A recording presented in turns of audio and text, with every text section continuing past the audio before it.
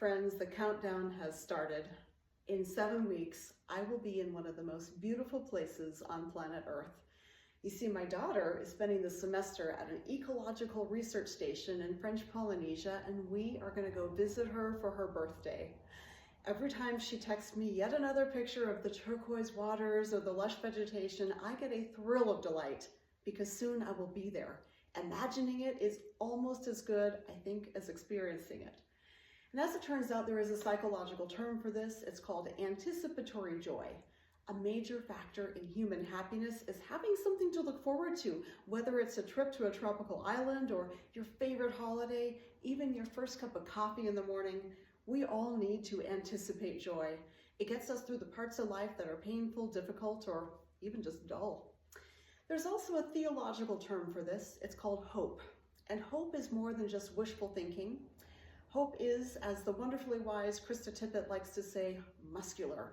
Hope is more than something you feel. It's something you embody in what you do. Like, you don't just think, I hope the dishes will get done so I can sit down and relax. No, you roll up your sleeves and do the dishes. I didn't just hope I'd maybe get to go on a vacation.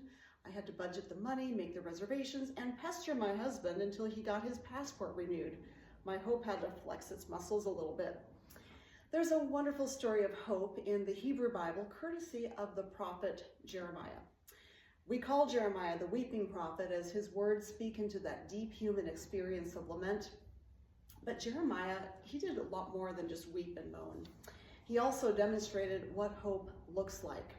The 32nd chapter of Jeremiah, it starts off with a little historical context in which we learn that the holy city of Jerusalem is under siege by the invading army of Babylon.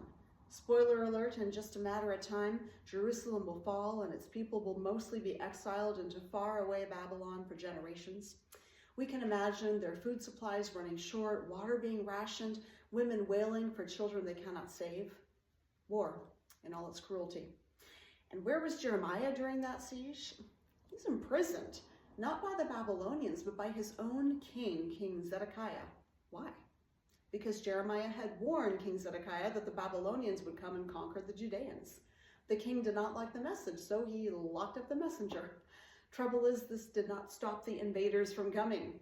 King Zedekiah's fate would not be pretty, and I will spare you the details. If you want to read his story, 2 Kings chapter 25 tells you what happens to him. As for Jeremiah, there he was, a childless man of a certain age in prison, waiting for his city to be destroyed and for the entire country of Judah to be taken over by the Babylonians. Seems kind of hopeless, right? And yet he received what he believed to be a message from God. What was the message? Jeremiah said, "The Lord's word came to me, saying, your cousin, Hanamel, Shallum's son, is on his way to see you, and when he arrives, he will tell you, buy my field in Anathoth, for by law you are next in line to purchase it. And just as the Lord had said, my cousin Hanamel showed up at the prison quarters and told me, buy my field in Anathoth in the land of Benjamin, for you are the next in line, and have a family obligation to purchase it. Then, says Jeremiah, I was sure this was the Lord's doing. So I bought the field in Anathoth for my cousin Hanamel and weighed out for him 17 shekels of silver. I signed the deed, I sealed it, had it witnessed, and weighed out the silver on the scales. Then I took the deed of purchase, the sealed copy with its terms and conditions, and the unsealed copy, and gave it to Baruch, Neriah's son, and Maaseiah's grandson, before my cousin Hanamel and the witnesses named in the deed, as well as before all the Judeans who were present in the prison quarters. I charged Baruch before all of them. The Lord of heavenly forces, the God of Israel, proclaims, take these documents, the sealed deed of purchase along with the unsealed one, put them in a clay container so they will last a long time.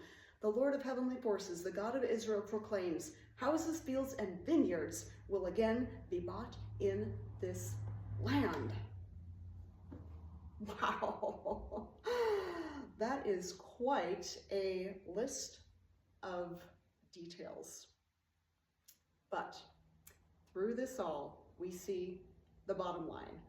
Jeremiah becomes the legal property owner of a field in Anathoth, the place he used to live way back when he was a much younger prophet. Now, he had left that land many years ago, fleeing persecution, as many prophets ends up having to do. Now, Anathoth was not Jerusalem, but it was close enough, still in the country of Judah, which was about to become Babylonian property. It would have seemed ridiculous for anyone to buy a field there, especially someone Jeremiah's age with no children to inherit the property. Why bother? And yet, bother he did, describing in great detail how he did everything by the book. I can picture it. Jeremiah holding court from his prison cell, probably a little worse for wear, but still regal, ordering everyone around as though he were the king himself. You, cousin, go to my house and get the money. It's under the mattress. And you, Baruch, go to the marketplace and borrow a scale. Someone run and tell my cousin to get my seal from the house too, and he'll find it on the desk. Oh, and we're going to need some wax. What else? Oh, someone needs to go buy a clay pot from the marketplace, a good solid one with a lid. Very important, it has to be fire tight, large enough to hold the documents. A flurry of activity as people come and go with all the required items. Then the legal actions begin. We see Jeremiah, hands trembling a bit, maybe from age or excitement, carefully weighing out the silver, then painstakingly signing his name to the deed, 2 copies, both signed by witnesses from his family and the greater community, placed in a clay vessel. Why? So they will be preserved a long time. Even if the town is burned down, the clay will protect the deed so that anyone sifting through the rubble decades later might find these documents proving that a field had been bought in Anathoth.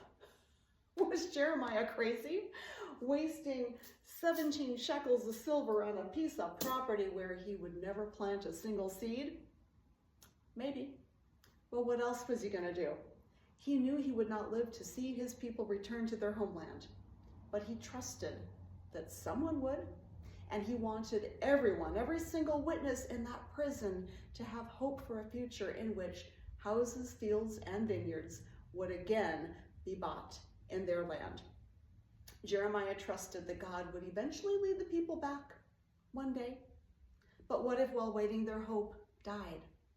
Jeremiah invested his 17 shekels in the hope of future generations, a future he himself would never live to see. Maybe that is crazy, but what an act of love. The same prophet who wondered, is there no balm? Is there no physician? Why are my people suffering? Found a balm. He bought a field where others could plant their dreams and eventually real crops. He gave his people the gift of anticipatory joy. Even as they were packing their go bags to walk the hundreds of miles to Babylon, their own trail of tears, they could imagine a future when they might return, and at least there would be this field in Anathoth. Houses, fields, and vineyards would again be bought in the land. Jeremiah's act spoke louder and more convincingly than any prophetic words. Hope, sealed in a clay jar, theirs to claim someday.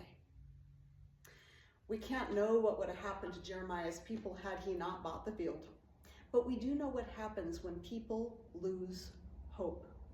We call the condition of hopelessness despair, and it is a disease with many distressing symptoms.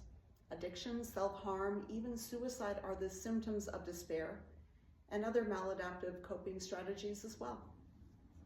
In his book, Cherished Belonging, Father Gregory Boyle, who has worked with gang members for 4 decades, writes, "When I speak of the reasons why a kid would join a gang, there are 3 nesting buckets of profiles. The first bucket, the largest fear that holds all gang members, is despair, the lethal absence of hope. If despair is the lethal absence of hope, then the solution is to offer a life-giving presence of hope. And that's the mission and ministry of Father Greg, who was lauded as a hero for having restored thousands of gang members to wholeness and healing by offering them a hopeful way forward, community, connection, and purpose. You could even say that Father Greg went and bought a field right there in the middle of East LA, a place where most sensible business people had divested, getting out of the war zones of drugs and crime. That crazy, bicycle-riding priest went and bought a bakery where those hopeless gang members could work. And then Homeboy Bakery grew into Homeboy Industries, and it's a testament to the power of hope over despair. Now, this is an internationally famous example of hope healing despair, but I've seen enough small-scale acts of hope to make me a believer in its power. My very dear friend Stu spent his life making music and dreaming of recording an album. After his retirement, he got serious about the album, and the first one made him so happy he decided to do another. But then he got diagnosed with cancer. Well, he determined to make a second album, and then a third, and I swear that music kept him going. That and his love for his wife, who needed his care as she slid deeper and deeper into cognitive decline. He lived for those two dreams of caring for his wife as long as she could recognize him, and of finishing that third album, which he dedicated to her. He made it just long enough to get both his wife and his music into the right hands to complete their journeys.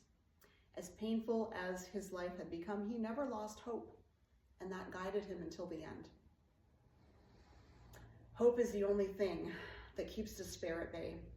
I know parents who have spent years waiting for a child to recover from addiction, but as long as that child is alive, they have something to hope for. I've seen churches, including this one, invest time and resource into remodeling unused Sunday school classrooms, hopeful for a future with children. Each brushstroke of paint was muscular hope, keeping away the despair and filling us with joy as we anticipated the children we wanted to reach. Now, had we succumbed to despair, those rooms would still be full of cobwebs and clutter, not kids. If you want to see hope in action, just look around. What do you see? I see people having babies, adopting puppies, planting trees, rebuilding homes destroyed by fire, going back to school in midlife, learning how to play the ukulele at age 80, mentoring children whose futures they will not live to see, sending relief funds to places they will never visit, installing solar panels they won't live to pay off. These things show us what hope looks like as we invest in a future we will not experience, planting orchards whose fruit we won't eat, and trees whose shade will not cool us. I understand the temptation to despair, but I resist. In line at the store a few weeks ago, I watched a woman pull out her reusable shopping bag. The people behind her teased her for this act of environmental stewardship, saying, "It's too late." Really? Tell that to the prophet Jeremiah, spending 17 shekels of silver on a field he would never visit. Better yet, say it to the kids. Tell them it's too late to care about their future and the quality of their life on earth. We can sow the seeds of despair, adding to the mental anguish of a generation of kids already struggling with anxiety on a scale we've never seen before. Or we can buy a field, plant some hope. Which will it be?